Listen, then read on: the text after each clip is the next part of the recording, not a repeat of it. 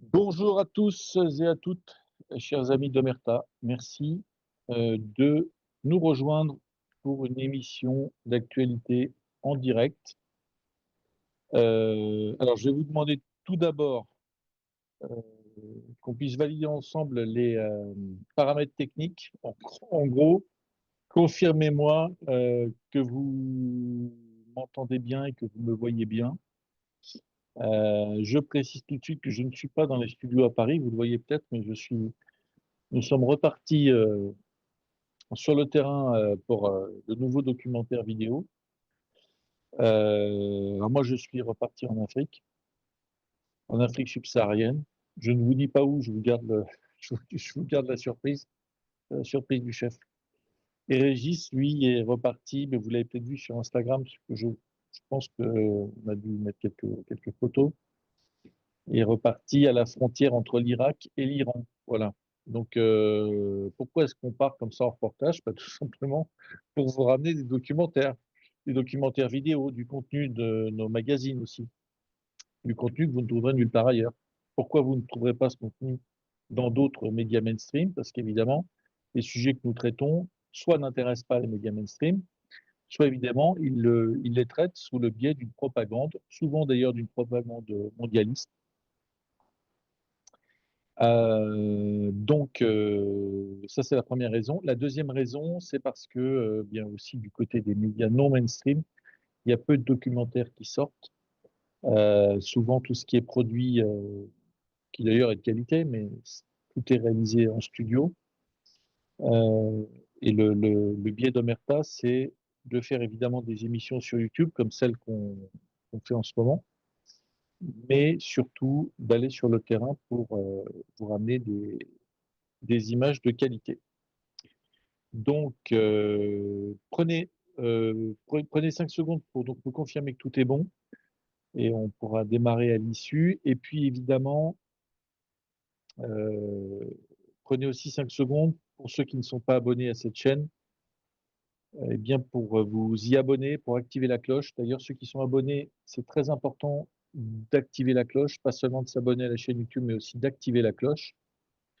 Ça permet d'aider au référencement et ça vous permet d'être tenu au courant avec une petite notification légère quand il y a un nouveau contenu qui sort.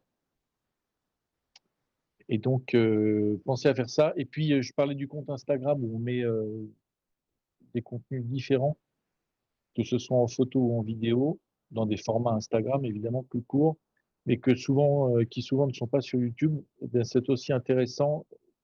Donc, abonnez-vous au compte Instagram, au compte TikTok, au compte X, au compte Facebook. C'est très important pour le référencement et pour que nous puissions, pour nous faciliter la tâche en fait, pour nous aider à travailler plus efficacement. Voilà, alors je vais regarder dans les commentaires. Donc je vous l'ai dit, je suis en Afrique, donc je suis tributaire du réseau Wi-Fi, qui pour l'instant a l'air d'être correct, et je suis sur mon téléphone. Donc, pour vous parler un petit peu de l'Afrique d'ailleurs. Image assurée, voilà. Mais alors, image dégueu, image dégueu, image assurée. Là, je suis désolé, mais je suis totalement tributaire du réseau Wi-Fi. Totalement tributaire du réseau Wi-Fi. Donc, je ne peux pas faire grand-chose là-dessus. Bon, vous me pardonnerez, ça n'est pas coutume, l'image n'est pas terrible. Par contre, l'essentiel, c'est que le son passe. Je suis vraiment très, très, très loin de la France. Donc, il faut faire avec. Il faut faire avec. Avant de démarrer, je vais vous rappeler aussi que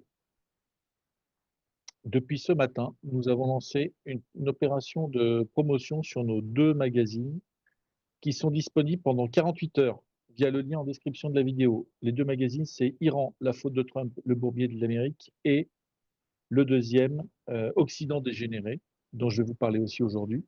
Ces deux magazines sont en promotion sur notre site internet au prix de 19,99 € au lieu de 29,80 €. Alors, si vous souhaitez faire un cadeau ou eh bien, les commander pour vous-même, si vous ne les avez pas encore, eh bien, vous pouvez cliquer sur le lien en description de la vidéo et profiter de cette offre exceptionnelle qui ne dure que jusqu'à mercredi. Voilà.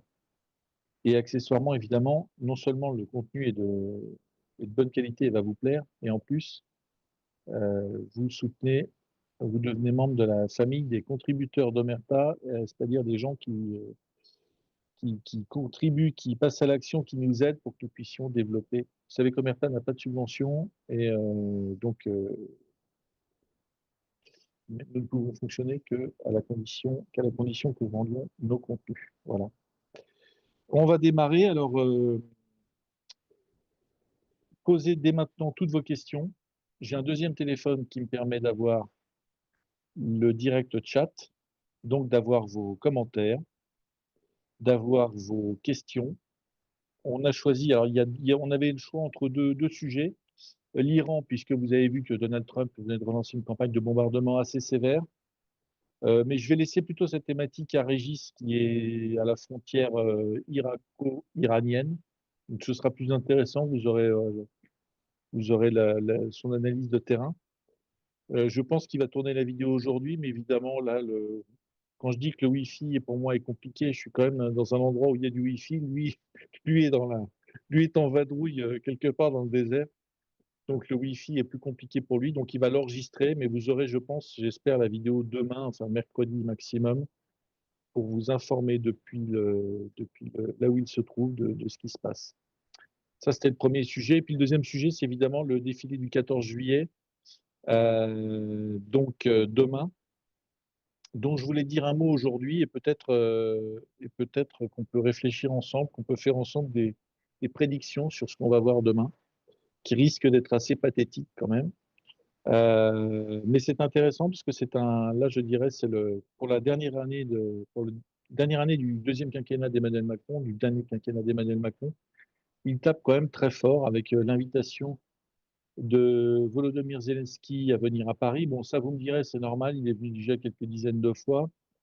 Mais surtout, c'est l'armée ukrainienne qui défile sur les Champs-Élysées. Je disais à peu près 500 soldats ukrainiens, donc un bataillon qui va défiler sur les Champs-Élysées. C'est une première. Et on va pouvoir discuter de ça. J'aimerais que vous me disiez en commentaire de la vidéo, évidemment, ce que vous en pensez. Si vous approuvez, si vous critiquez, si vous êtes radicalement contre. Dites-moi en commentaire de la vidéo. Je vais aussi prendre vos commentaires. Évidemment, vos questions. Alors, c'est vrai que c'est un peu étonnant quand même. Emmanuel Macron arrive au terme de son deuxième quinquennat, il ne pourra donc pas se représenter. Et il choisit de taper un grand coup sur, je pense, la thématique, le sujet favori de ces deux quinquennats, qui est la guerre en Ukraine. Je crois que le président français s'est passionné pour cette guerre en Ukraine depuis 4 ans et demi, et quasiment il ne pense plus qu'à ça. Il ne pense plus qu'à ça parce que, je dirais, c'est le seul sujet qui lui a laissé une liberté quasiment totale, non seulement en France, mais aussi sur la scène internationale. Il a fait d'autres tentatives sur d'autres sujets. Alors pour ce qui est de l'international, on l'a vu essayer de résister à Donald Trump sur les droits de douane, on l'a vu essayer de redevenir ami avec Donald Trump, on l'a vu essayer de jouer un rôle dans la guerre en Iran, on l'a vu essayer de jouer un rôle dans la région de l'Afrique des Grands Lacs, par exemple. On l'a vu se déplacer en Chine, un peu partout. Mais il n'a jamais trouvé de terrain de jeu qui lui soit aussi favorable que la guerre en Ukraine, qui vraiment lui laisse toute latitude pour faire ce qu'il veut. Il n'est embêté par quasiment personne. Rappelons-nous que quand la guerre a démarré, comment dirais-je, l'attention internationale s'est braquée sur deux personnes. La première, évidemment, c'est Volodymyr Zelensky, le président ukrainien qui est devenu ce chef de guerre qui s'est mis à résister à la Russie, à l'invasion russe. Et Volodymyr Zelensky, d'ailleurs, lui a volé la vedette. En quelques heures, en quelques jours, le, le, le président Macron, qui était ce jeune chef d'État brillant, etc., charmeur, en réalité a été relégué au second plan. C'est Zelensky qui est devenu la superstar internationale. Et puis la deuxième personne sur laquelle se sont braqués des projecteurs, comment dirais-je, de la presse internationale, de l'attention internationale, c'est Joe Biden qui est devenu le parrain de l'Ukraine, le sauveur de l'Ukraine, en devenant le pays soutien numéro un, politiquement, militairement, financièrement. Et je dirais, Emmanuel Macron était un peu dans les jupons de Joe Biden, réussissant à exister, évidemment. Il a essayé de capter partie de l'attention qui était portée sur Volodymyr Zelensky. Il a essayé d'en récupérer une partie sur lui. Et puis, avec ce départ de Joe Biden, battu par Donald Trump, là, je dirais, il a récupéré le bébé et il est devenu, via la coalition des volontaires dont on va parler aujourd'hui, eh bien, il a remplacé Joe Biden. En réalité, il est devenu le chef de file des soutiens à l'Ukraine. Et quand on parle des soutiens à l'Ukraine, c'est des Européens. Ursula von der Leyen existe sur tout un tas de dossiers très divers à l'échelle européenne. Emmanuel Macron, lui, s'est arrogé le privilège d'être un petit peu le chef de guerre des nations européennes en soutien à l'Ukraine et contre la Russie. Il s'est taillé un petit peu sa part du gâteau là-dessus. Et d'ailleurs, les autres, à l'exception de Keir Starmer, l'anglais, démissionnaire, l'ancien Premier ministre qui vient de démissionner, eh bien, lui ont laissé le sujet. Ils lui ont laissé jouer aux militaires, jouer au chef de guerre. Et je dirais, ça a permis à Emmanuel Macron de porter toute son attention, toute son énergie sur un sujet qui ne lui posait pas tellement de problèmes. Et des problèmes, pourtant, il y en avait beaucoup. Parce que, quand même rappeler qu'avant comment dirais-je, de ne parler quasiment que de la guerre en Ukraine, toutes les semaines, il aurait peut-être pu s'occuper du pays dont il a élu et régler un certain nombre de problèmes. Il y a des problèmes urgents en France dans tout un tas de domaines, que ce soit évidemment la dette publique qui est abyssale, mais aussi des problèmes d'emploi, des problèmes sociaux, des problèmes de sécurité, des problèmes d'immigration, des problèmes aussi de pédocriminalité. On a vu avec l'affaire Liana, avec l'affaire Betaram, avec l'affaire Lola. Il y a tout un tas de thématiques aujourd'hui de phénomènes qui ont émergé en France, qui se sont accélérés, qui ont émergé depuis des dizaines d'années, mais qui ont accéléré depuis la présidence Macron, sous la présidence Macron, favorisés par la présidence Macron et qui participent évidemment, alors de ce qu'on a appelé dans notre dernier magazine, de l'Occident dégénéré, de problèmes qui n'ont jamais été réglés, dont les ministres d'Emmanuel Macron ne se sont en réalité jamais véritablement saisis, et qui aujourd'hui font que l'état du pays est assez catastrophique. Et on le sait, bon, j'allais dire, nous auditeurs, on le sait, mais le moral quand même de nos compatriotes est extrêmement morose.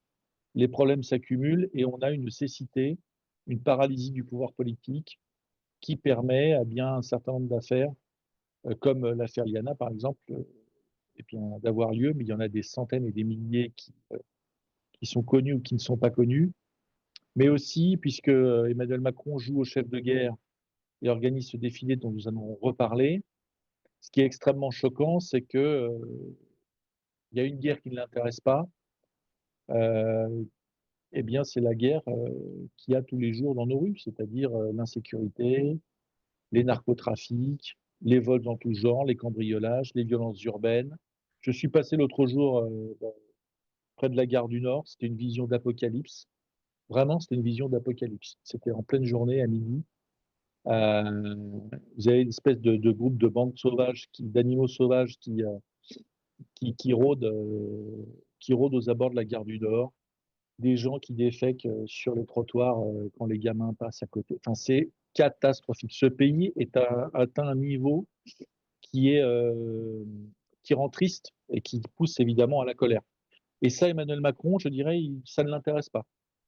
Ce qui l'intéresse, c'est les sommets internationaux, c'est se montrer, c'est emmener Brigitte un peu partout, serrer des mains, prendre des photos. Demain, c'est de faire défiler les légionnaires français, les parachutistes, les blindés sur les Champs-Élysées. Champs-Élysées qui seront fermés, sauf si vous avez un QR code, donc si vous êtes enregistré, parce qu'évidemment Emmanuel Macron, je dirais, a peur de cette insécurité qu'il n'a pas voulu contrôler. Il a peur aussi de la révolte du peuple français, évidemment. Et comme rien ne doit venir gâcher sa petite fête, eh bien, c'est comme les derniers jours de la monarchie avec ces aristocrates bourgeois qui n'avaient rien vu venir. Eh bien, lui, c'est pareil. Il ne veut rien voir de ce qui lui déplaît. Il ne veut voir que son propre succès. Il ne veut voir que sa propre image auréolée de gloire. Et on sait qu'il aime bien tout ce qui est kaki, tout ce qui est militaire, il aime bien parce que euh, pour quelqu'un qui souvent a manqué de virilité, j'allais dire même pas physique, mais j'allais dire un peu mental, moral, qui a tout cédé, qui a manqué de courage, qui n'a pas fait grand-chose, qui a menti, et bien là, je dirais, dans une espèce de grand spectacle, on sait qu'il aime le théâtre depuis ses jeunes années, dans une espèce de grand spectacle, il va pouvoir célébrer son, je dirais, ce qu'il considère comme une victoire personnelle. Voilà, victoire personnelle, c'est d'avoir dit qu'il s'opposerait à Vladimir Poutine et qu'il allait monter cette coalition des volontaires pour résister à l'ogre, à l'oppresseur, etc., tout en cherchant en parallèle à parler à Vladimir Poutine. Il n'a jamais cessé de faire le siège du téléphone de Vladimir Poutine. On en a parlé d'ailleurs sur cette chaîne YouTube.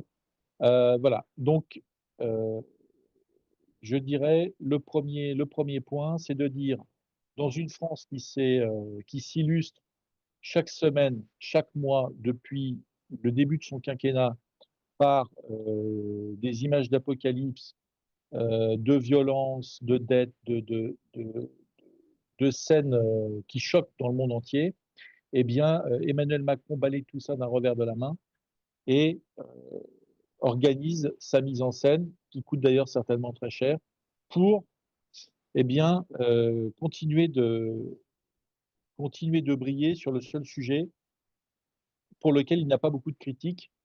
Pas beaucoup de critiques des médias mainstream qui sont évidemment tous des agents, des relais de la propagande ukrainienne sans filtre, sans contre-analyse, sans prise de recul, sans rien du tout. Tous les éléments de langage ukrainien sont quasiment repris au mot près. Il y a quelques rares exceptions, euh, mais je dirais elles sont tellement rares que ça n'inverse pas la loi du nombre. Tous les médias mainstream versent dans la propagande pro-ukrainienne. Euh, et donc ça, ils jouent sur du velours. Et puis évidemment, côté politique, tous les politiques, c'est pareil, se sont couchés euh, sur le sujet de la guerre en Ukraine. Euh, et donc, il n'a aucune opposition, évidemment, interne, nationale sur ce sujet. Et c'est précisément pour ça qu'il y va à fond. Et sur le plan international, ben, écoutez, il a réussi je dirais, à pousser les sièges, à pousser les chaises au sein de l'Union européenne, justement sur ce créneau de la guerre en Ukraine. Et j'allais dire, il s'est réservé un petit peu son précaré là-dessus. Voilà.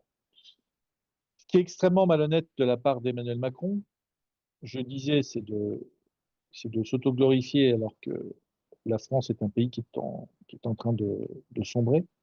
Mais c'est aussi parce que cette guerre en Ukraine, il ne l'a jamais vraiment expliqué du point de vue des chiffres, par exemple. Puisque le, quel est aujourd'hui le coût total de la guerre en Ukraine pour le contribuable français? C'est impossible à dire. Je vous le dis tout de suite, nous n'avons pas la réponse. Nous n'avons pas la réponse pour une raison simple, c'est que cette aide, c'est pas seulement les milliards d'euros versés à l'Union européenne qui elle-même verse à l'Ukraine. Je rappelle que le dernier prêt de l'Union européenne, qui est en fait un don puisque l'Ukraine ne remboursera jamais, est de 90 milliards d'euros, ce qui permet à l'Ukraine de prolonger la guerre d'un an et demi. Il y a des contributions aussi directes, je dirais, de la France à l'Ukraine.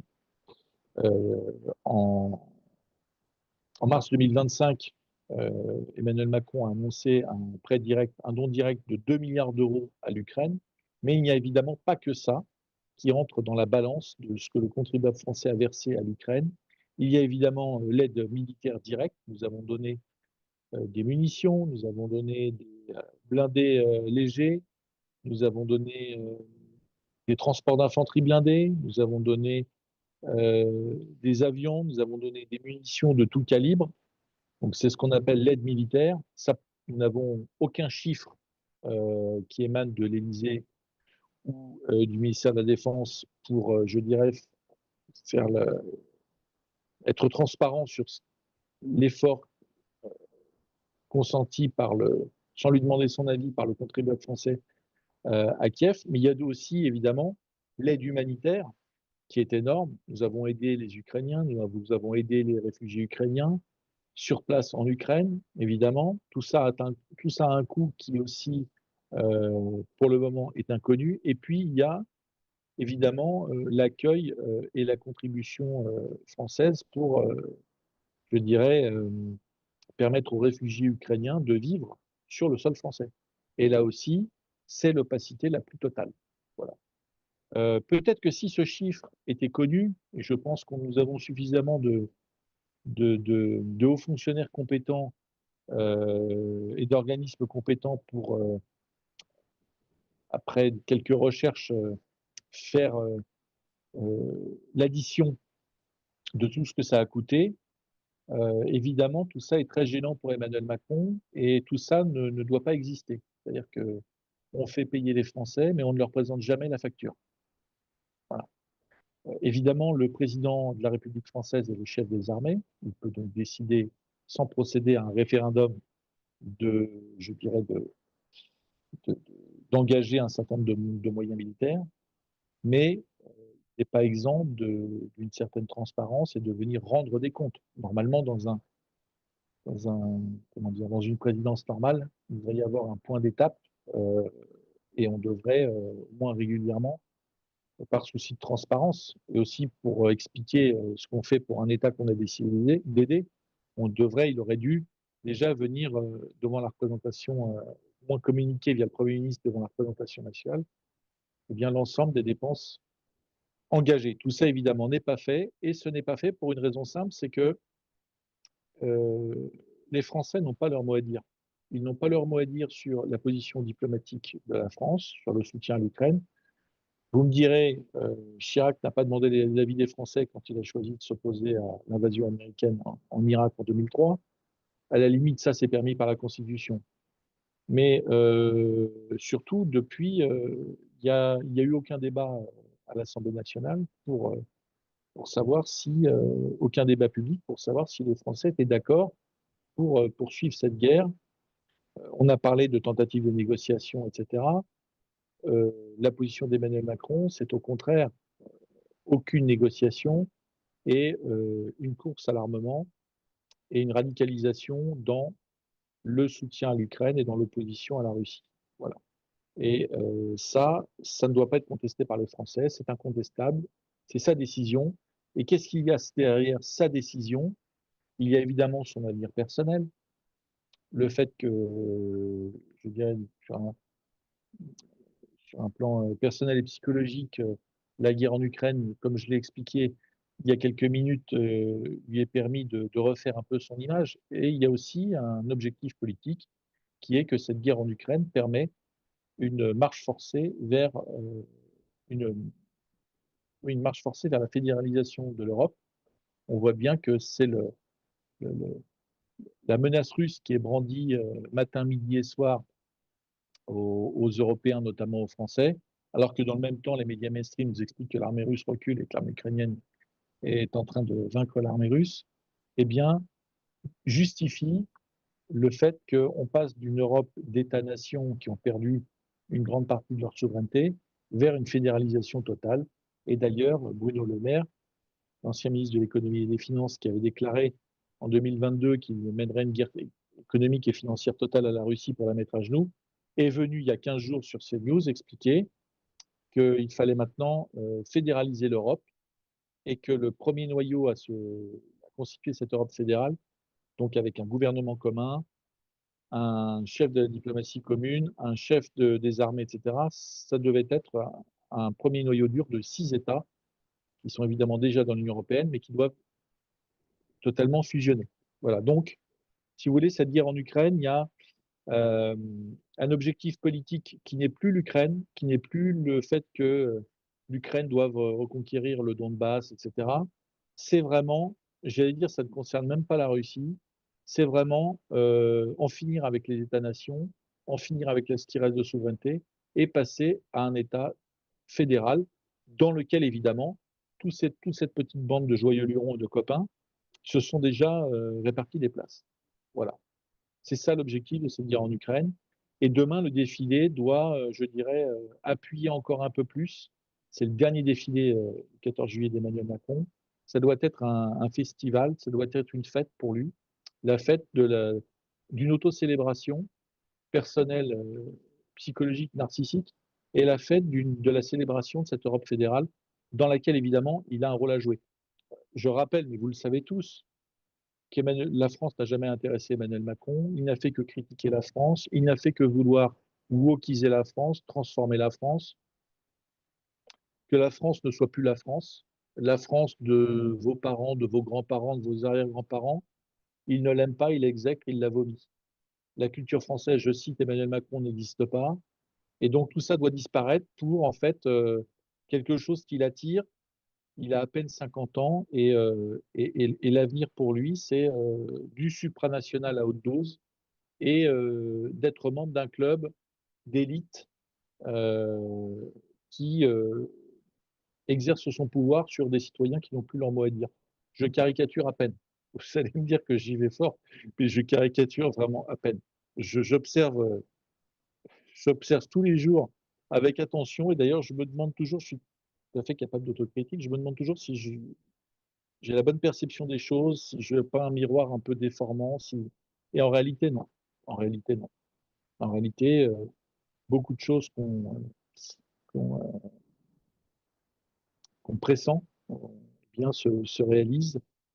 Et surtout, quand vous articulez tout ce qui est en train de se passer sur la liberté d'expression, sur la guerre en Ukraine, sur, sur, les, sur la dette, sur tout un tas de choses, quand vous articulez, vous voyez qu'il y a une stratégie derrière et que ce n'est pas des phénomènes qui jaillissent comme ça, comme des champignons, après la pluie. Pas du tout. Pas du tout. Tout ça est très articulé, pensé, il y a une stratégie derrière. D'ailleurs, c'est ce qu'on a essayé de faire dans notre dernier magazine, Occident dégénéré, dans lequel on a disséqué via des investigations, des enquêtes, des analyses avec évidemment d'excellents contributeurs. On a essayé de montrer que la pédocriminalité, le wokisme, le progressisme, les phénomènes de bandes sauvages qu'on appelle les racailles, euh, eh bien en fait procèdent de la dégénérescence occidentale, mais qu'il y a des articulations entre tous ces phénomènes. Il y a des personnalités, par exemple, qui font la jonction entre certaines choses. Daniel Cohn-Bendit, par exemple, vous avez tous vu la vidéo dans laquelle il explique qu'il il aime se faire toucher la braguette par une fille de 4 ans. Daniel Cohn-Bendit est en même temps un trotskiste, en même temps un progressiste européiste, etc. Donc, vous trouvez entre tous ces phénomènes ne sont pas des choses qui sont séparées, qui agissent respectivement dans leur couloir en parallèle. Il y a bien souvent, très souvent, je dirais, une articulation et un objectif commun à tout ça, c'est évidemment la destruction de tout ce qui fait la France. Et ça, évidemment, ça plaît à Emmanuel Macron. Emmanuel Macron, quelque part, veut aussi une nouvelle France, comme Jean-Luc Mélenchon. Et d'ailleurs, ce qu'on montre dans le magazine, le, c'est que le progressisme et l'extrême gauche poussent dans la même direction. Et souvent, le progressisme et l'extrême gauche, il y a évidemment des nuances sur l'économie, mais sur les questions sociétales, sur la question de la nation, poussent exactement dans le même sens. La nation, le drapeau français, n'intéresse pas les insoumis et n'intéresse pas les macronistes et les progressistes. Ça ne les intéresse pas. Euh, Les 2 voudraient un drapeau qui soit à moitié, couleur du drapeau LGBT. Ça, c'est partagé par les 2, hein. Les LFistes, les LFistes dans leur mélange un peu étrange entre, radicalité, pro-palestinienne et pro-LGBTisme, Q+. Et de l'autre côté, effectivement, des progressistes qui ont plutôt la couleur du libéralisme économique, sans frontières et sans entraves, et de l'autre côté, qui partagent ces valeurs sociétales, woke, LGBT, qui là aussi, font de l'individu un être, destiné à jouir, à consommer sans entrave. Voilà. Ça, c'est bien partagé par les 2. On l'a vu aux dernières législatives, Gabriel Attal, préférait le vote LFI plutôt que le vote, Rassemblement national au 2e tour, et tout ça, c'est la destruction de la France. Voilà. Donc, pour aller plus loin, évidemment, vous pouvez lire ce magazine. On a vraiment fait de ces 120 pages, ça n'a jamais été fait par aucun média. On a, vraiment, j'allais dire disséqué à la hache, c'est-à-dire qu'on ne prend pas de gants. D'ailleurs, la couverture le prouve. Vous avez sur la couverture, on aurait d'ailleurs pu s'inspirer de centaines de visages différents, de centaines de personnalités différentes, mais on a dû évidemment faire un tri, faire une sélection. Mais vous avez sur cette couverture le concentré, de dégénérescence occidentale, avec, je dirais, les thématiques et les tendances. Voilà. Donc, bien évidemment, sur ce défilé, qu'est-ce qu'on va voir? Alors, on va voir Volodymyr Zelensky, évidemment. On a intitulé cette vidéo Comedy Club. Pourquoi Comedy Club? Parce que d'abord, c'est un petit clin d'œil à la carrière, à ce qui a fait la fortune du président ukrainien, puisque c'est l'invité phare de ce défilé. On rappelle que Volodymyr Zelensky a fait fortune dans dans l'humour. C'est un humoriste à la base, un acteur, un humoriste, qui a fait fortune en Russie dans une émission qui s'appelle Comedy Club. Et bon, moi j'ai rarement regardé d'ailleurs en russe, j'ai rarement apprécié, parce que c'est de l'humour surfait, c'est vraiment du gros rouge qui tâche. Enfin, c'est pas drôle, il n'y a aucune finesse, il n'y a aucun second degré. Mais bon, ça à la limite, chacun a ses goûts. Mais surtout, Volodymyr Zelensky, qui était ukrainien, eh bien, a commencé sa carrière donc dans cette émission russe avant de développer ses productions en Ukraine. Il a d'ailleurs passé une partie de sa vie en Russie. Il a acheté des appartements en Russie. Il a investi en Russie. Et, euh, et il s'est illustré parce qu'il était à l'époque, euh, comme il n'est pas très grand, il avait toujours eu des rôles un petit peu je dirais, qui correspondaient à sa taille, à son profil psychologique. C'est-à-dire que ça a toujours été le petit malin à la télé, dans les émissions du Comedy Club, ça a toujours été le petit malin. Et donc, il a été toujours sur des rôles un peu, pour utiliser un anglicisme, un peu border, c'est-à-dire un peu limite, des rôles que des Russes n'auraient pas acceptés. Bon, le show business russe, il y a aussi des dégénérés, il y en a un paquet, hein. C'est pas du tout protégé, là. Le show business, en général, c'est blindé de dingos. Mais alors donc, ils avaient trouvé, les Russes, quand même, souvent refusent de faire certaines choses, et ils les laissent à d'autres. Et donc, Zelensky avait hérité de certains rôles, donc de travestis, de travestis, de travestis, de gays. Il était dans ce personnage-là, et je vous invite à aller voir sur YouTube. Vous pouvez retrouver des vidéos, mais il est dans des rôles vraiment très, très, très légers, quoi. Peu vêtu, très léger, souvent avec des talons de 30 centimètres. On le voit en train par exemple, de jouer au piano avec son sexe. Enfin, il est dans des trucs, il est dans des clips aussi qui sont très, très, très, très, très éloignés de son petit treillis kaki, et de la posture un peu martiale qu'il prend souvent, que ce soit à Kiev, mais aussi quand il va voir Donald Trump, quand il va dans des sommets internationaux, etc. Euh, donc demain, évidemment, c'est pas ce Volodymyr Zelensky qu'on va avoir, c'est le chef de guerre. Bon, le chef de guerre qui, voilà, je dirais qui va retrouver, Emmanuel Macron. On sait que les 2 s'aiment beaucoup, heu, ils se servent, l'un de l'autre. Heu, on va la jouer certainement, je prends les paris à coups d'embrassade, sauf si, miracle, sait-on jamais, un miracle peut toujours arriver. Si, un des conseillers de Macron arrivait à lui faire comprendre qu'il faut arrêter de toucher et d'embrasser, et d'étreindre, heu, son interlocuteur, peut-être qu'Emmanuel Macron va se réveiller, peut-être qu'il va, réussir, il va vouloir se tenir un peu plus que d'habitude, c'est possible. Je rappelle d'ailleurs que, quand même, sourire un peu, qu'Emmanuel Macron, un peu comme, je dirais, Volodymyr Zelensky a un passé un peu léger, un peu ridicule comme ça je dirais qu'il a réalisé, à des fins, professionnelles. Mais Emmanuel Macron, un peu la même chose, c'est-à-dire qu'Emmanuel Macron a souvent été humilié.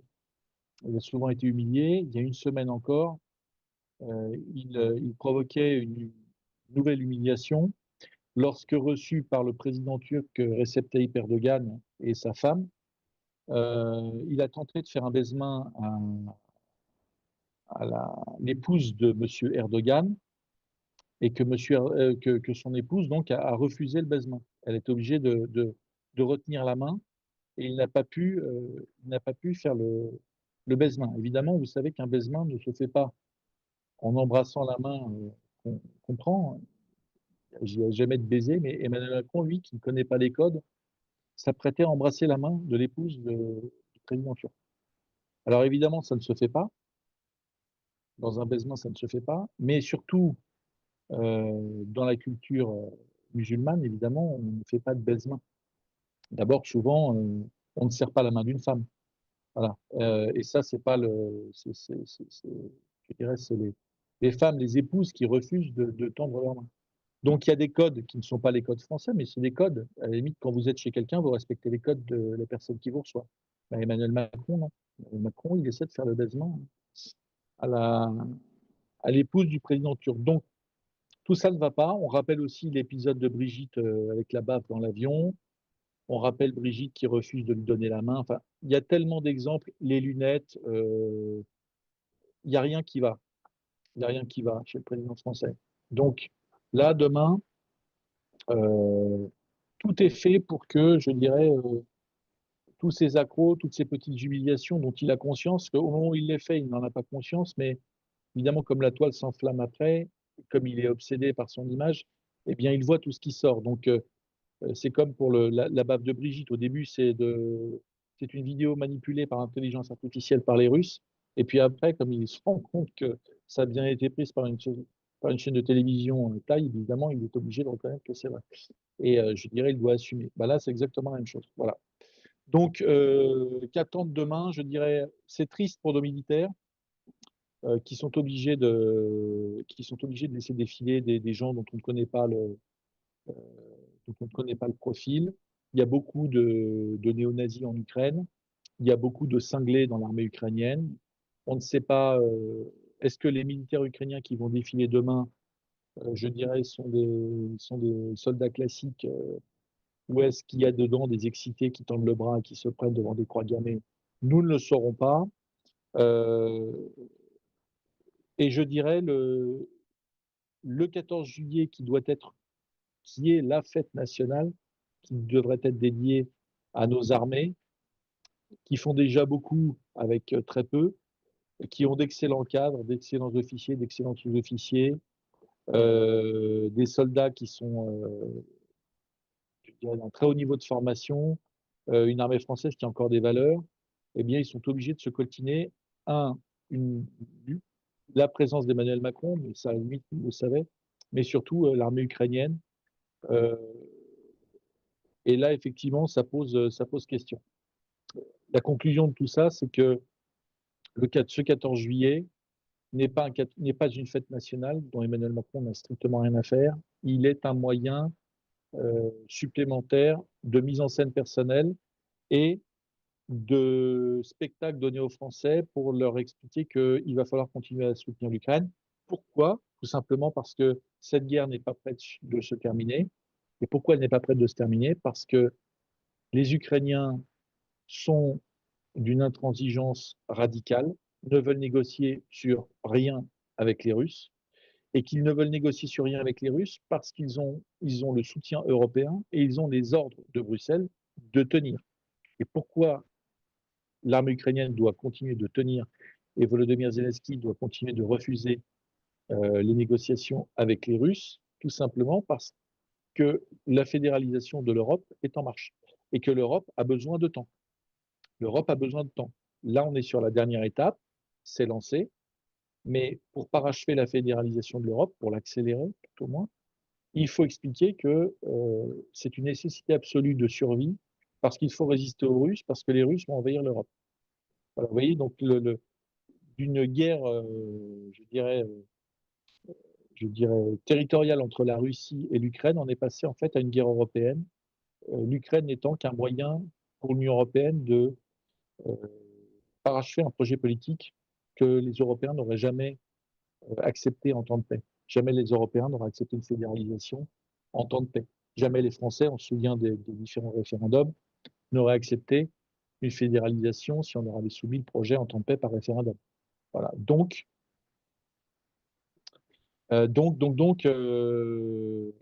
Demain, c'est mise en scène, certainement embrassade et, je dirais, frottage. Il n'y a pas que les frotteurs dans le métro, en fait. Il y a le frotteur de l'Élysée. Frottage et manipulation à grande échelle. Mais on va essayer de faire d'ailleurs demain une émission en direct avec notre camarade Rougeron, peut-être au moment du défilé. Et là, on vous promet certainement une, une, quelque chose d'ailleurs d'assez positif. Je pense qu'on va essayer d'en rire. Voilà. Alors les amis, n'oubliez pas de me poser vos questions. Je vais commencer à les lire. Et puis évidemment, de commenter la vidéo, de la liker, s'il vous plaît. Mettez un maximum de likes sur cette vidéo pour qu'elle soit bien référencée. Un maximum de likes, un maximum de commentaires. Ça paraît tout bête, mais euh, nous ne sommes pas sur TF1 ou sur BFM, et donc euh, ou sur une chaîne subventionnée, je dirais, qui peut se passer d'auditeurs. Omerta ne peut pas se passer de vous et de votre activisme. Il faut être très actif sur cette chaîne pour qu'Omerta puisse continuer à se développer. Alors, il y a des questions un peu provocatrices quand même. Non, alors, quelqu'un me parle d'un attentat. Non, on va pas, il n'y a pas de, il faut que tout se passe bien, évidemment, mais on a eu suffisamment d'attentats pour que, pour que le défilé du 14 juillet tourne mal. Non, il faut rester sur un plan évidemment politique. Et d'ailleurs, j'ajoute que sur le plan sécuritaire, sans parler de, sans parler d'attentats, on voit quand même que l'exécutif est extrêmement soucieux, et il a raison de l'être d'ailleurs, extrêmement préoccupé par les problèmes de sécurité, et il a raison de l'être, mais j'allais dire, c'est pas tellement la menace russe qui est à craindre, c'est plutôt, je dirais, je dirais une menace populaire ou une menace peut-être de toutes ces bandes qu'on voit défiler sur les Champs-Élysées, qui retournent les voitures, qui brûlent les voitures, qui pillent les commerces, etc. Tout ça en France, c'est possible. Dans la France d'Emmanuel Macron en 2026, tout est possible. Je dirais qu'il n'y a plus grand-chose qui tient. Donc, euh,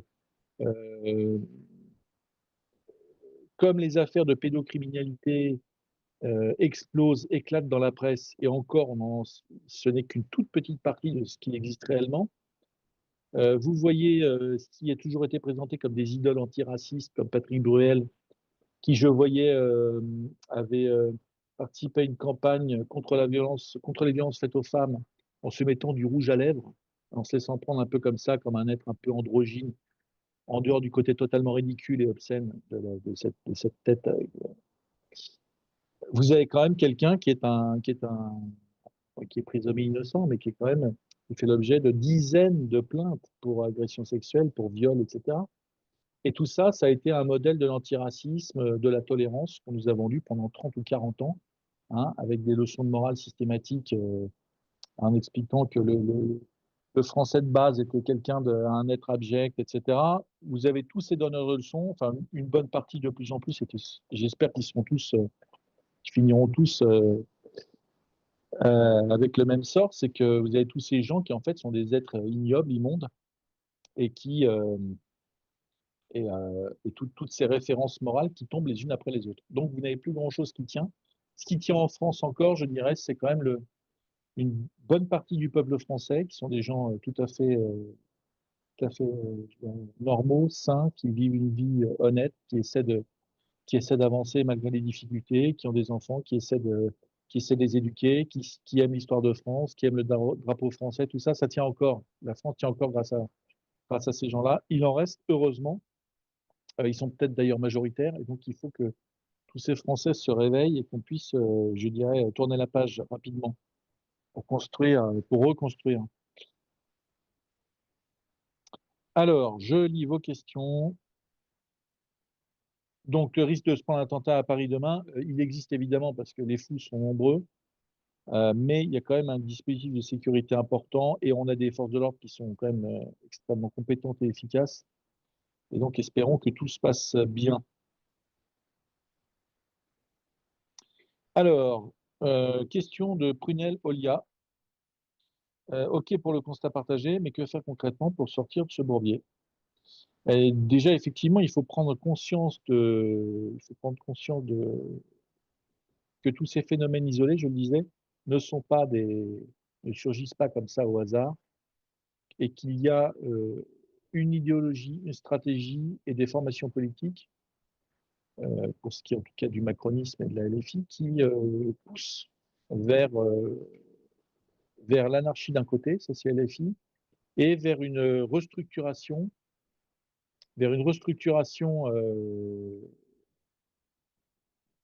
de la France pour les progressistes. Mais en fait, les deux partagent le fait que euh, tout ce qui a toujours constitué la France doit disparaître. Voilà. Les uns, c'est un peu la bordélisation du pays, la communautarisation à l'extrême avec des communautés ethniques, des communautés religieuses, et en même temps tout ça saupoudré de wokisme, de LGBTisme, etc. Et de l'autre côté, on a une société de consommation à l'extrême, et l'européanisation systématique, l'européanisation évidemment libérale, vers un monde cosmopolite et créolisé. Et ça, effectivement, c'est un objectif des deux. Donc, je pense je pense qu'il va falloir en tirer les conséquences dans les urnes, et ça, on en reparlera. Et puis il faut continuer à décrypter, à expliquer autour de nous, à nos concitoyens, nos compatriotes, à nos familles et nos amis, ce qui est en train de se passer, puisque vous qui regardez cette vidéo, vous en êtes conscient. Il y a beaucoup de gens qui ont compris, mais qui ont perçu quelques bribes en réalité, quelques, qui n'ont pas la vision d'ensemble. Et donc, pour leur donner la vision d'ensemble, il faut, je dirais, les éveiller, les faire réfléchir, alimenter leur réflexion. Et tout ça, évidemment, c'est ce qu'on essaye de faire chez Omerta, mais j'allais dire, puisque nous sommes dans la même équipe, eh bien, il faut qu'on le fasse tous ensemble. Tac, on va continuer à prendre des questions. Donc, je vous le disais, on va préparer une très grosse rentrée, notamment sur toutes ces questions politiques et d'Europe chez Omerta. On est reparti aussi pour faire des grands documentaires et des grands reportages vidéo. Tout ça, vous les retrouvez sur notre application que vous pouvez télécharger gratuitement. L'application Omerta. Sur l'application Omerta, vous allez retrouver donc tous les grands documentaires. Il y en a plus de 70 sur des thématiques très diverses, internationales, nationales, sociétales. Et vous allez retrouver aussi, pour ceux qui sont abonnés, une revue de presse quotidienne. Donc, plus besoin d'acheter Le Monde, où vous avez votre revue de presse qui vous est envoyée sur votre smartphone tous les jours. Et vous avez aussi tous nos contenus numériques, donc des émissions podcast exclusives. Là, Régis vient de faire une émission sur l'Irak. L'Irak est un pays qu'il connaît bien. Il est allé il y a 20 ans au moment de l'intervention américaine. Il a participé à la conquête de Mossoul avec la Golden Division, la division d'or, c'est une division d'élite de l'armée irakienne. Il était dans les blindés avec eux au moment où ils sont entrés dans Mossoul. Tout ça, Régis le raconte, mais c'est une émission qui est réservée à nos abonnés de l'application, que je remercie aussi. Je sais que vous êtes nombreux sur YouTube à être abonnés à l'application. Je vous remercie de votre soutien au nom de toute l'équipe. C'est grâce à votre abonnement qu'on peut bien, exister, tout simplement, tout simplement. Voilà. Et alors bien d'autres choses, des podcasts, etc., qu'on ne met pas sur YouTube ou qu'on met en version courte sur YouTube. Tout ça, vous le retrouvez sur l'application qui coûte quand même le prix mensuel de 4,99 €, c'est-à-dire 2 cafés dans Paris. Donc, donc, euh, donc, je pense que c'est accessible. Alors, il y a une question de BBVL6_80 qui d'ailleurs fait un don, si je ne me trompe pas, de 20 €. Donc, je vous remercie, cher auditeur. C'est sympa de votre part, c'est très utile. Et vous posez une question. Pour expliquer le taux de désertion dans les armées, comment expliquer le taux de désertion dans les armées? Près de 1500 hommes en 2025, les départs aussi, près de 27 000 en 2025, ainsi que la durée faible des contrats, 3 ans de service. Reportage d'Élise Lucet sur France 2. Alors, c'est une bonne question. Je n'ai pas vu ce reportage. Ce que je peux vous dire, c'est que dans l'armée française, il y a toujours eu en fait des contrats assez courts, des contrats de 5 ans, des contrats de 3 ans, avec des gens qui venaient pour en fait chercher une formation, mais qui, je veux dire, au bout de 5 ans, soit ne faisaient pas l'objet d'une proposition de renouvellement de contrat, soit décidaient de partir pour faire autre chose. Bon, ça a toujours existé, mais il y a un phénomène évidemment dans l'armée française que sous-entend votre question et qui est réel, c'est qu'il y a beaucoup de militaires d'ailleurs qui, comme dans la police, sont désabusés. C'est-à-dire que il y a beaucoup de militaires qui entrent pour se mettre au service de la France et je dirais par recherche de l'aventure et quelque part du combat aussi. Il y a des jeunes qui ont encore envie je dirais de mettre leur peau au bout de leurs idées,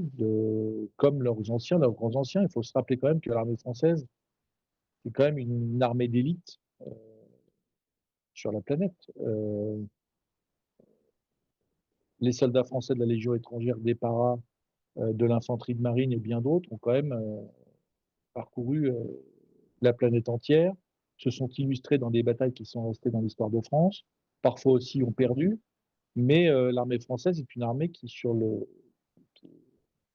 est respectée et qui est reconnue comme une des meilleures armées du monde, même si elle est en manque de matériel, même si elle est en manque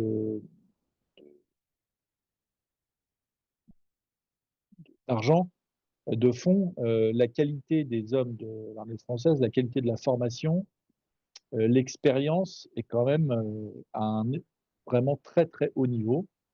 Ceci étant, quand vous entrez aujourd'hui dans l'armée française, évidemment, quelque part, vous devenez un peu le bras armé d'Emmanuel Macron. Alors j'imagine qu'il y a des gens qui ne le supportent pas. Euh, euh, je dirais l'armée française est le bras armé de la présidence de la République.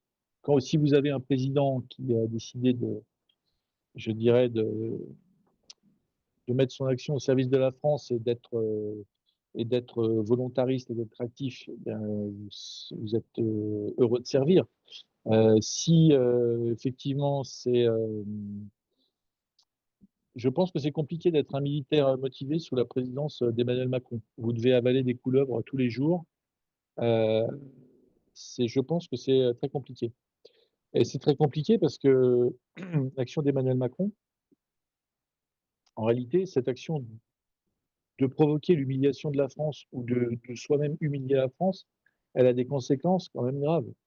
On le voit en Afrique, quasiment l'intégralité des bases militaires françaises ont fermé, et non pas fermé par la décision du chef de l'État, ont fermé parce qu'en réalité, la France s'est fait chasser de ses bases militaires, notamment au Tchad. Il n'y avait aucune raison qu'on parte du Tchad, mais on en est parti parce que les Tchadiens ne veulent pas je dirais, ne veulent pas d'une armée française sous la présidence Macron. Euh, et on va développer le sujet de l'Afrique. Je dirais, tout ça n'est, tout ça est la conséquence d'une présidence d'Emmanuel Macron qui, sur le plan diplomatique, sur le plan de la défense, je dirais, soit est déstructuré, soit c'est recentré autour du soutien à l'Ukraine. Voilà, et en quelque sorte,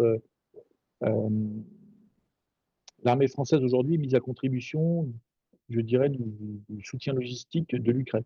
Il faut rappeler quand même que les militaires français ont été obligés de former la brigade Anne de Kiev. Je crois que c'est la 55e brigade ukrainienne, si je ne dis pas de bêtises, et qu'à l'issue d'une formation de plusieurs mois qui a coûté des millions d'euros, la brigade de Kiev est repartie en Ukraine et qu'elle s'est disloquée en Ukraine. Quelques semaines après son retour en Ukraine, cette brigade qui avait fait l'objet je dirais, de déclarations dithyrambiques de Sébastien Lecornu, qui était à l'époque ministre des Armées, et d'Emmanuel Macron, s'est disloquée sous le poids de la corruption des cadres de cette brigade et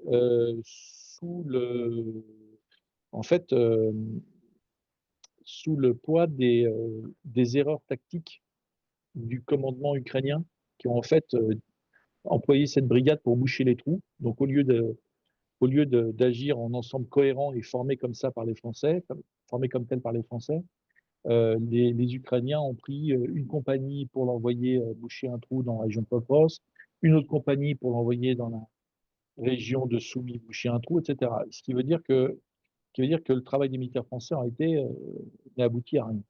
N'a abouti à rien. Voilà. Donc ça, les militaires le savent et malheureusement, et je dirais quand on s'engage dans l'armée, plus vous engagez par besoin professionnel, vous cherchez un travail, vous n'êtes pas patriote, à la limite vous cherchez un travail, vous vous engagez, vous allez devoir euh, faire avec, mais à la limite, vous cherchez, il s'agit de survivre, donc vous cherchez un emploi. Mais c'est le cas de très peu de militaires français. La plupart des militaires français qui s'engagent ont vraiment aiment le drapeau tricolore, sont des patriotes, etc. Et quand vous avez comme chef des armées le président Macron, bah effectivement, je pense que ça va être une grande souffrance.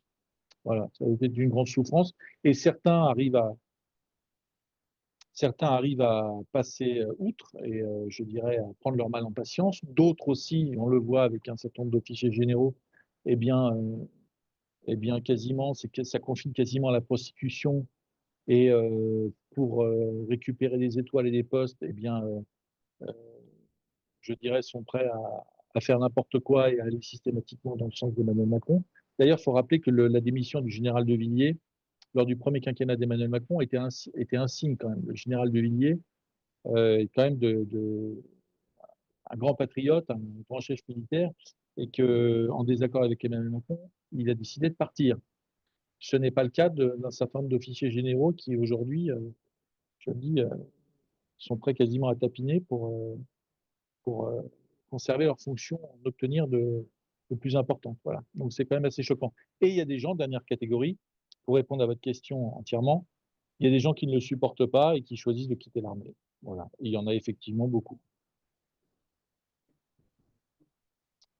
Alors, euh, et encore une fois, merci pour votre contribution. Ça nous aide beaucoup. On va retourner aussi, hein, je vous parle d'Ukraine, mais on a beaucoup de choses à faire, mais on ne peut pas se dédoubler, se démultiplier. Donc, on fait les choses par ordre. On va retourner en Ukraine. D'ailleurs, dites-moi en commentaire de la vidéo si vous souhaitez qu'on retourne en Ukraine.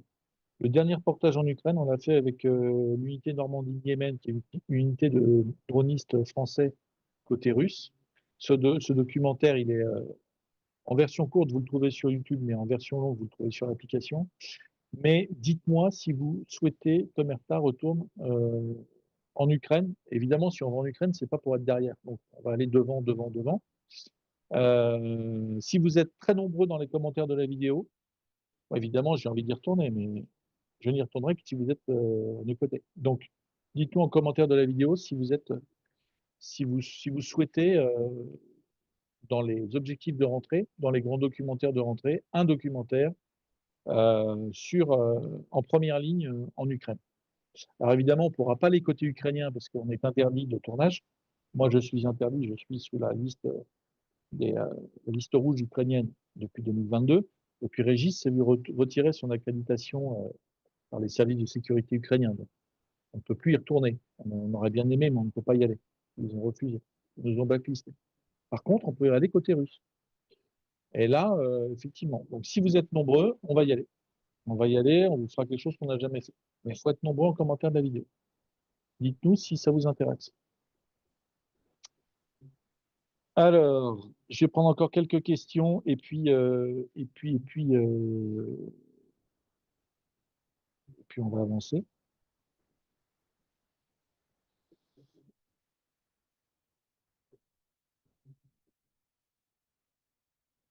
Alors, il y a beaucoup de commentaires, vous êtes très actifs, c'est super, vraiment, franchement, merci à tous. Ça fait plaisir d'avoir une bonne équipe. Pour faire des choses, pour obtenir des résultats, faut être en équipe. Si on est isolé, c'est pas possible. Donc là, vous n'êtes pas isolés et nous ne sommes pas isolés. On s'est bien trouvé. Donc, notre équipe, eh bien, peut faire de grandes choses. Donc, alors voilà, un commentaire tout de suite, évidemment. Demandez à Titelman d'y aller pour Omerta. Alors, la collaboration avec Titelman, je vais en dire un mot quand même. Parler de, parler de celui qu'on surnomme dans le milieu l'hôtesse de l'air. Alors, Titelman, on l'a invité, Régis l'a invité pour un débat et il a refusé. Il a refusé, Xavier, il ne se sentait pas d'aller en débat. Donc, on aurait bien aimé peut-être essayer de lui greffer quelque chose pour qu'il ait le courage. Mais je ne vais pas être vulgaire. Mais visiblement, c'est impossible de la greffe. Il ne veut pas de la greffe. Donc, on ne peut pas débattre. Ceci étant, bon. Alors lui, il fait pas trop de. Le petit Amourski est un peu plus courageux. Titelman, il préfère les polygones d'entraînement bien à l'arrière. Bon, ceci étant, il y a beaucoup de commentateurs en surpoids des plateaux de télé ouais, ou qui en manquent sur les plateaux de télé qui n'y vont pas. Donc déjà, il va en Ukraine, Titelman, c'est pas mal. Pierre Mourski, un peu plus, c'est la fougue de la jeunesse, il a un peu plus de niaque, il va un peu plus loin. Voilà, donc ben non, ils veulent pas débattre. On avait proposé aussi au général Trinquant, là, qui est bien connu des plateaux de télévision, qui était venu en 2023 participer à un magazine de revenir, et puis c'est pareil, ils veulent pas. Ils veulent pas. Je pense qu'ils sont. Le problème du propagandiste, c'est qu'il ne supporte pas en fait, que son narratif soit remis en cause.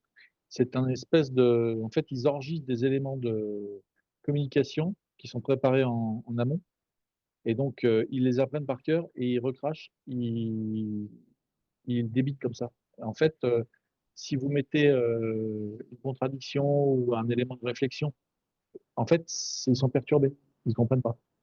Je pense que c'est la raison. Ils veulent, en fait, c'est les bons élèves. Ils recrachent, ils veulent pas être perturbés. Ils veulent avoir 10 sur 10, comme à l'école. On récite une poésie. Bah là, c'est la même chose. C'est certainement la raison pour laquelle ils ne veulent pas.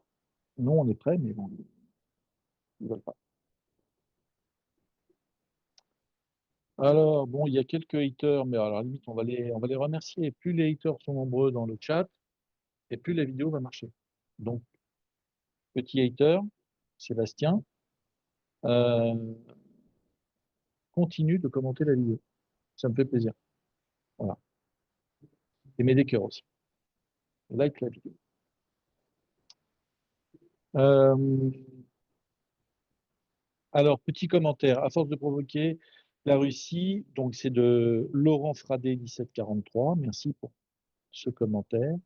À force de provoquer la Russie, oui, elle va finir par frapper l'Europe, mais pas l'envahir, c'est ses anciens intérêts pour elle. Alors, c'est une réflexion intéressante. Je vous le dis tout de suite, il n'y aura pas d'invasion de l'Europe par la Russie. Pour une raison simple, c'est que Vladimir Poutine n'est pas fou. Et pour une autre raison très pratique, c'est que l'armée russe n'a pas les moyens d'envahir l'Europe.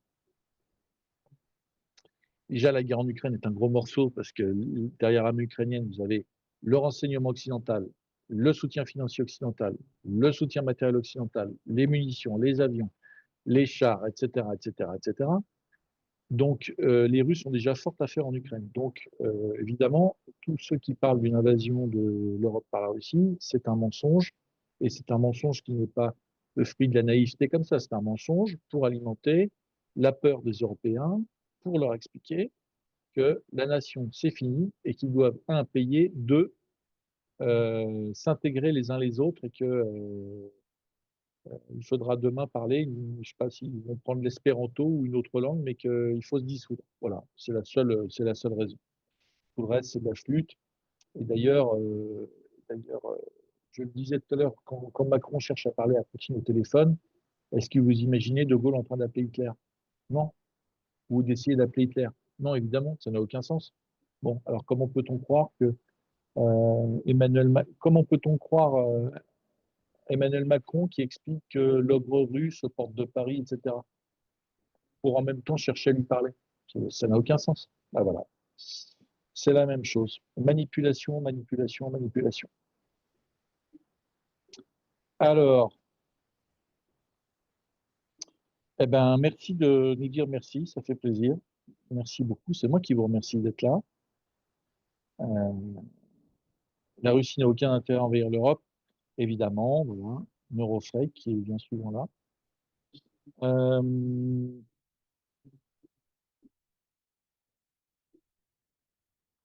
alors,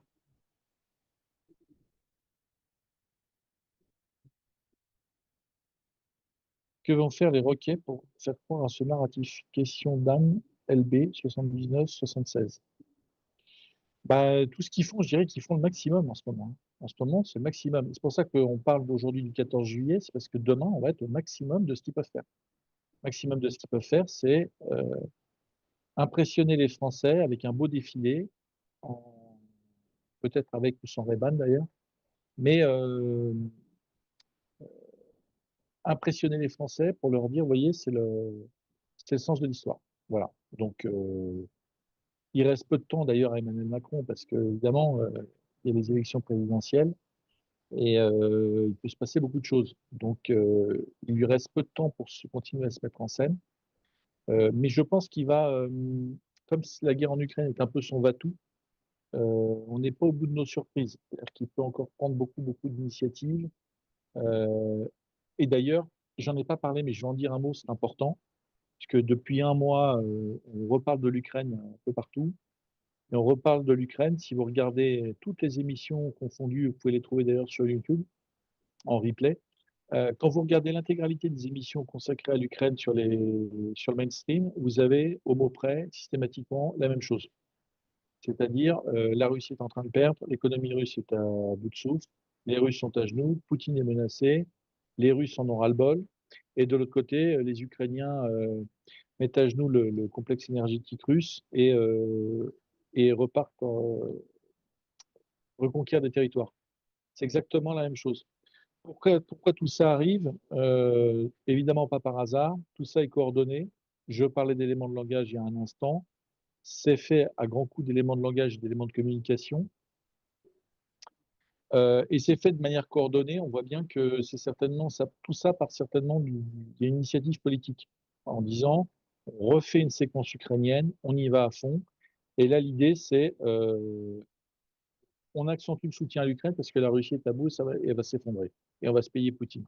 Voilà ce qui est en train de, voilà ce qui se diffuse depuis des semaines sur les plateaux de télévision. Et quand vous regardez évidemment la réalité des choses, il ne s'agit pas de dire que la, comment dirais-je, la guerre n'a aucune conséquence, les frappes ukrainiennes n'ont aucune conséquence de la Russie. Euh, Évidemment, la Russie a subi les conséquences des frappes ukrainiennes. J'en ai parlé d'ailleurs, mais on n'est pas du tout sur le tableau catastrophique dépeint par les, par les experts ou les journalistes sur les plateaux. Pas du tout. Voilà. Et même quand vous regardez la carte des opérations, vous voyez que la Russie avance à des endroits stratégiques du front. La victoire pour la Russie, évidemment, le chemin vers la victoire est encore très long. Puisque les Ukrainiens se battent bien et ils sont bien équipés.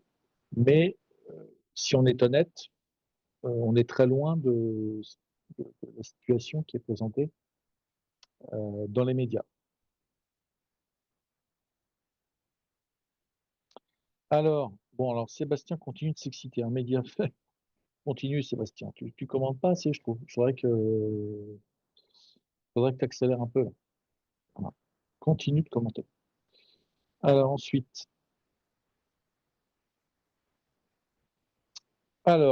commentaire de Julien 22. Ah, je peux pas lire tous les commentaires parce que vous en faites beaucoup, mais vraiment, sachez que Sachez que je vous remercie tous, je les vois tous passer, même si ça passe très, très vite, je les vois tous passer et je vous remercie vraiment, chers amis, de faire autant et de commenter autant, de mettre autant de likes et cetera. C'est vraiment,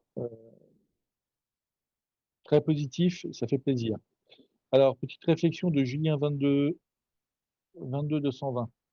Je trouve vraiment lamentable que les Ukrainiens sur notre sol, je trouve vraiment lamentable les Ukrainiens sur notre sol, ils apportent quoi à notre armée? Et le brave Macron, quoi de notre armée? Bon, alors évidemment, voilà, on se demande ce que les Ukrainiens viennent de faire, mais je sais, c'est la question de l'émission d'aujourd'hui, on se demande ce qu'ils viennent faire. En réalité, si on avait eu peut-être un autre président de la République je dirais dans ce contexte, je pense par exemple à Jacques Chirac, il est vraisemblable que la France n'ait pas adopté la même position de radicalité et qu'on ait cherché à raisonner M. Zelensky, à raisonner M. Poutine en lui expliquant qu'il fallait qu'il fasse des concessions, mais à raisonner aussi M. Zelensky, à raisonner les Européens et à trouver un accord qui soit, je dirais, cette fois-ci, contrairement aux accords de Minsk, qui soit viable pour toutes les parties. Et c'est absolument pas ce qui a été fait. M. Zelensky ne veut rien négocier et les Européens sont toujours sur cette idée, c'est reparti dans les semaines qui ont précédé, de reconquête totale du sol ukrainien, y compris des territoires qui ne seront jamais rendus par la Russie. C'est ce qui rend toute discussion en fait impossible. Et donc demain, alors on me dit aussi c'est une provocation pour la Russie. Je dirais le problème, c'est pas que ce soit une provocation. Le problème, parce qu'à la limite, ça, on est sur, sur de l'artificiel, sur du superficiel. Ce qui est plus grave, c'est que côté russe, on l'avait perçu, mais côté ukrainien, côté européen, il n'y a vraiment aucune volonté de, je dirais, d'amorcer un processus pour pouvoir reprendre le dialogue. Ça, c'est vraiment ce qui est le plus inquiétant, quoi. Et je pense que les Européens, d'ailleurs, jouent la montre en se disant que Donald Trump, la fin du mandat de Donald Trump, c'est 3 ans, ou 3 ans, un peu plus, et qu'en fait, cette guerre, les Russes comme les Européens ont les moyens de la tenir, mais que si le prochain président américain est un démocrate, il est urgent de ne rien décider, de ne faire aucun accord avec Poutine, pour qu'avec le soutien américain, je dirais à hauteur de ce que faisait Joe Biden, c'est-à-dire beaucoup plus que ce que fait Donald Trump, eh bien, il puisse écraser la Russie. Je pense que l'objectif est vraiment là. Et d'ailleurs, je vous invite, euh, et après on va conclure l'émission, je vous invite à regarder sur cette chaîne YouTube, vous avez un entretien avec Nicolas Taki, notre ami Nicolas Taki, qui est un auteur, qui est un brillant auteur du Cercle Aristote, donc un camarade de Pierre Rougeron, et qui a écrit un livre sur justement le, l'idéologie et les plans des néoconservateurs, qu'ils soient européens ou américains, donc plutôt démocrates, mais aussi des républicains. Et puis vous retrouvez ça en Europe avec Bernard-Henri Lévy, Denis Cohn-Bendit, Bernard Guetta, etc. Pour en fait démanteler la Russie et la désintégrer en région. Et là, notamment Tenzer, dans les plus fervents soutiens, et le petit Amoursky d'ailleurs, dans les plus fervents soutiens à l'Ukraine, vous avez des gens, des idéologues qui veulent la destruction de la Russie. En fait, la parcellisation de la Russie n'existerait plus, mais serait en fait répartie en des dizaines de régions autonomes, indépendantes. Voilà. Et ça, pourquoi? Parce qu'évidemment, la Russie en tant que fédération est un obstacle au mondialisme. Est un obstacle au mondialisme. Voilà. Donc tout se tient. Je vous invite à regarder cette émission. Nicolas Taki, Tacchi, c'est sur YouTube. On en a fait 2. Et il est vraiment brillant et c'est extrêmement éclairant pour ceux qui veulent comprendre un peu plus loin. Euh, Regardez cette émission et procurez-vous son ouvrage. Bon, encore beaucoup de commentaires. Bah, écoutez, merci beaucoup. On va clore cette émission. Donc, on va certainement faire quelque chose avec notre camarade Rougeron demain pour commenter le défilé du 14 juillet. On va essayer de lui mettre de la bonne humeur, un peu d'humour aussi. Ça va punchline aussi. Vous connaissez Rougeron, il ne fait pas dans la dentelle. Il n'y va pas avec le dos de la cuillère.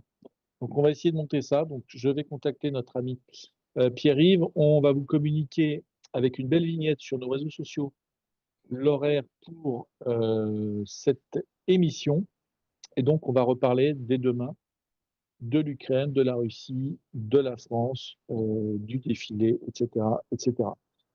Merci pour votre soutien. Merci pour vos likes, vos commentaires. Continuez à le faire pendant ces quelques instants.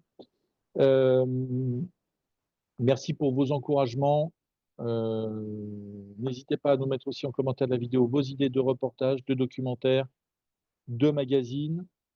Les magazines, vous le savez, il y a une promo, 19,99 pour les 2 derniers numéros, le hors-série Iran, la faute de Trump, le bourbier de l'Amérique et Occident dégénéré.